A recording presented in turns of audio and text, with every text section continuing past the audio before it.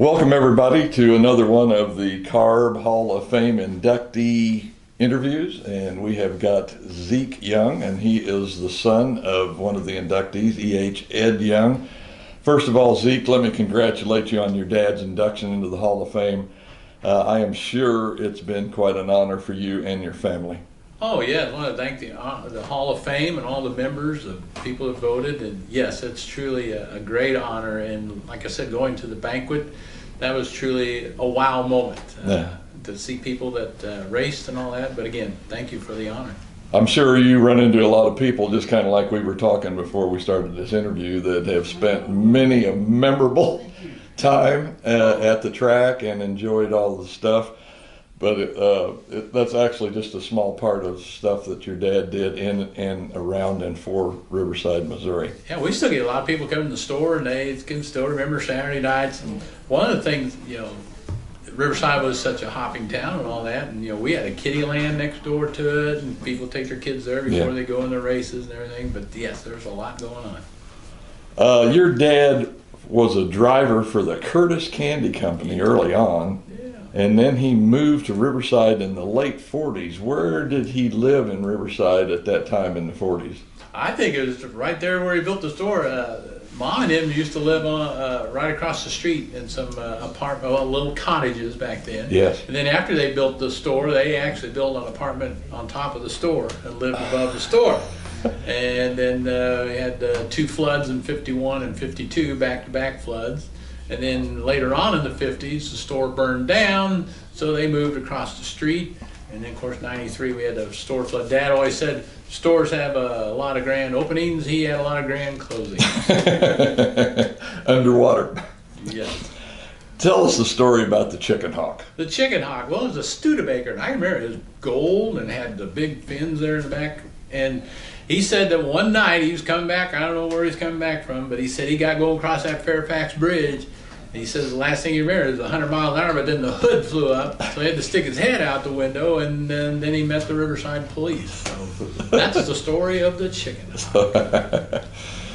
The fastest time in Riverside history took place at Riverside Stadiums on a Saturday night. I mean, it was quite a gathering and a good time to be had. And Ed Young was the mastermind behind all the going-ons that went there. How did the actual racetrack come about? Well, I'm not 100% sure on that, but I know that, originally there used to be a horse track there. And then as time went on, that went to the wayside. Then they built the racetrack, and it was much larger, but then he went with the smaller quarter-mile dirt. And, I never really truly heard from Dad about the beginnings of it, but that's what I know of. Yeah. Was there a reason why they cut it down from a half mile to a quarter? I mean, Lakeside came along several years later as a half mile, but even back then in 55, it was considered that it might be too big for the local racers and too dangerous. Do you think? That very well could be it. Plus, quarter mile is nice, compact. You can do the stadium a lot easier, and probably just the maintenance and everything. Just like you said, probably a better fit for everybody. Yeah. Besides racing, your dad brought in traveling acts like the Joey Chitwood Show, which I remember seeing. Yes. Motocross racing, demo derbies. Plus, there was a stage down front for beauty pageants. And of course, I think at the time I was going there, the fan favorite was the figure eights. Yes. He was a true promoter in every sense. Well, he's always trying to think of things, and not only beauty pageants, but he'd have giveaways there on the stage and have people come down and interview him. Of course, the announcers, Fred Broski and those others, Haas, that were there to interview him. Mm-hmm. But yes, he was always trying to think of ways. That was just the way he was. He never went to college, but he just had a knack for this, and he just was always trying to think ahead what would get people to come and enjoy themselves. Yeah. Do you remember any particular incident that happened out of any of those shows that stands out in your mind? Well, I can remember the Joey Chitwood show. That was always kind of neat to see how they got him up on two wheels And then how they, of course, go off the ramps and all that. But demolition derbies, you always love that. Watch them run into each other. The figure eight, you always want them to crash, but those guys weren't out there to crash; they were out there to win. And then, of course, go-kart, the mechanic races, the powder puff derby. That was always kind of interesting. Watch the powder puff derbies, but they all were just a unique events. As I recall, a lot of those guys that drove in the figure eights were also weekly racers there, and like you say, they did not want to wreck their cars. Right. So, and the guy that would usually win, I do not remember his name, but his car, he had a nice car where he was actually kind of sitting in the middle of it. He wasn't off to the side like a typical car. And I don't know if that was strategically that way or whatever, but he had a unique, he'd win it about every time. Yeah. He also started the famed Upside Down Club for drivers, and that was for drivers that would roll over in their cars during the race. And they would be presented a trophy with a monkey with a steering wheel in its hand. Yes, kind of a upside down character. And here again, that's something. Who else would think? And I've looked at some of the old ads and all that, and they show good cars crashing. People like to see that, even though the drivers don't. But here again, he's going to try. Hey, if you rolled your car, you're going to get a special trophy. Drivers race for trophies. This one you weren't expecting, but you got a trophy for getting rolled over and stuff. Didn't particularly want, but it was there waiting for you. Exactly. Your dad ran the track personally until 1978, and then he started leasing it out to people, and it was still open until about 88. What actually brought about the closing of the Riverside track? I'm not 100% sure, but I just think probably the attendance, I would say probably got to that, and it just, that time, I can't really pinpoint why, but again, back in the heydays, there were thousands there, and I'm sure it's just dwindling attendance. And again, that was a lot of work to keep it up and keep it running. But I was talking to the Dixie at the award banquet. She was one of the ones that ran it afterwards, and she said Dad had an ad in the paper that said, needed racing knowledge and lots of money. And she said, well, they responded to him saying they had racing knowledge but not a lot of money, but then Dad leased it out to him. Your dad was also one of the founding fathers of Riverside, Missouri, held the position of mayor for a time, but he also was, donating land to the city, and probably one of the parcels of land that he donated was for the Argosy Casino. Mm-hmm. He truly loved the city of Riverside, didn't he? Oh, yes. 1948, they read in the paper that Kansas City was going to annex that particular property, and so Parkville alerted them, and Dad called some of the Mr. Filger. There's several others that I've named skipped me right now. They got together and said, wait a minute, we don't want to be annexed by Kansas City, so they got together and formed Riverside. Mm-hmm. And the property that he gave to the city was where the Argosy first came in as a riverboat. Remember when it first started in Kansas City, you had to go on a boat ride for 2 hours. Yeah. Dad went on the ride because he just wanted to eat. He didn't gamble on the boat, but he loved their buffets, but he had to sit on the boat for 2 hours.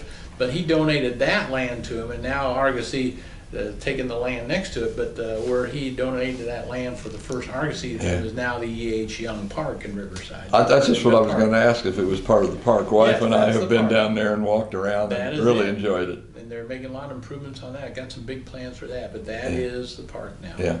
Is there any one particular story about your father that just stands out in your memory? Oh, gosh. Dad, again, was a promoter, but he always had a story. He could tell stories, and he was a good man. He always wanted to do what was best. He always felt for the drivers. He always felt for the crowd, and he was just a good man in that way. Yeah.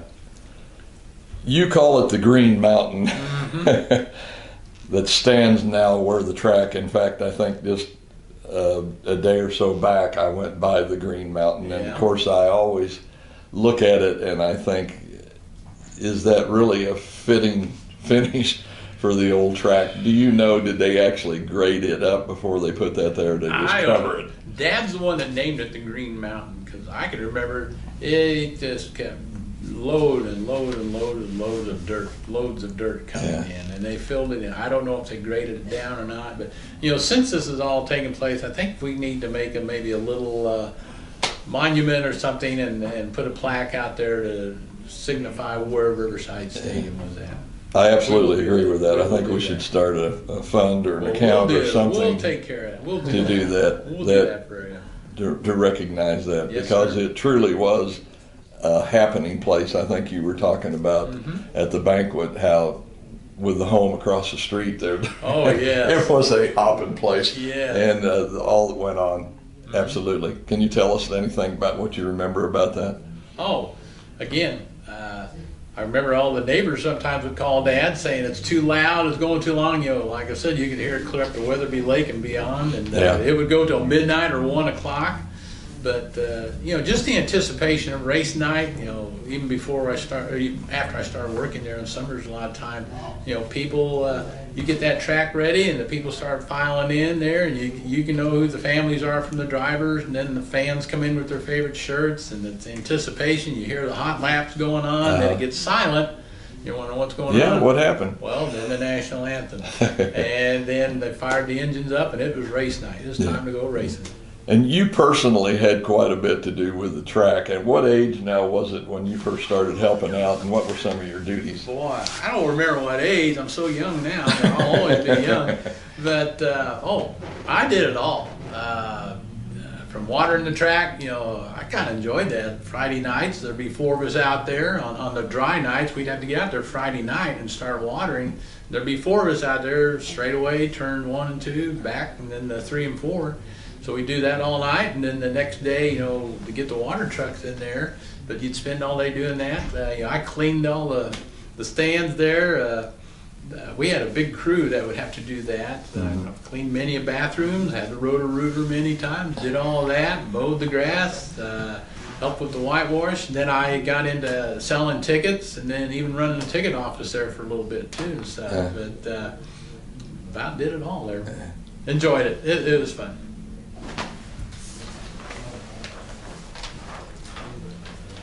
Zeke, you can answer on behalf of your dad, and if you're not for sure, go ahead and answer for yourself. Okay. Who had the biggest impact in your dad's life, in or outside of racing, would you say? In or outside of racing, biggest impact. That's a tough one. He always talked about Will Rogers. You know, he always liked him, liked how his outlook was on things, but he just would get around people that, I'm not sure who they were that influenced him, but like I said, he did not go to college, but he learned how to do all these things. He actually had a track scholarship to go to Texas A&M, but he knew that he probably couldn't survive a university or college education, so he didn't go. He said, another story about him, he said he passed 3 grades in one day. And the way he did that, he got to school here, and they set him at a desk. He was supposed to be like in 2nd grade, but they couldn't get it till they got up to a 5th grade desk. So he went from that up to 5th grade in one day. What would you say your dad would like to be known or remembered for? Oh, just that man with good humor. Like I said before, a character, a whip character, a man of his word. And again, he always tried to do what was best for everyone that he could. If he could relive one moment in his life, whether to enjoy it over again or do it differently, what moment do you think that might be? Oh, there's so many moments for him. I think he just enjoyed every day. There, you know, the last 20 years or so, I'll never forget, after the 93 flood, he was 81 or 82, something like that, and he was sitting out on the front church pew in front of the store, and I asked him, I said, Dad, what are you going to do? He said, oh, these people need jobs, you know, and he's going to open it back up. And that's just the way he thought, you know, he just loved the store, he loved Riverside, and he loved having the business. All right. Well, that's all I got for you, Zeke. Okay. Once again, Zeke, let me congratulate you on your dad's induction into the Carb Hall of Fame. I'm sure it's been quite an honor for you and your family. Oh, yes, and there's a couple of people, you know, Ed Sanders and J.D. Cormack, and of course Karen Darling and Debbie Bergman, all those folks. Ed Sanders, you know, he's the first one that contacted me, and he kept going with me here, and J.D. helps him, and if it hadn't been for them, this wouldn't happen. But again, the recognition, thank you. That's all. That's the main thing. I know he'd be smiling. Yeah. He'd get a kick out of it. Yeah, absolutely. A lot of fond memories come from Yes, there. sir. Absolutely. Yes, sir.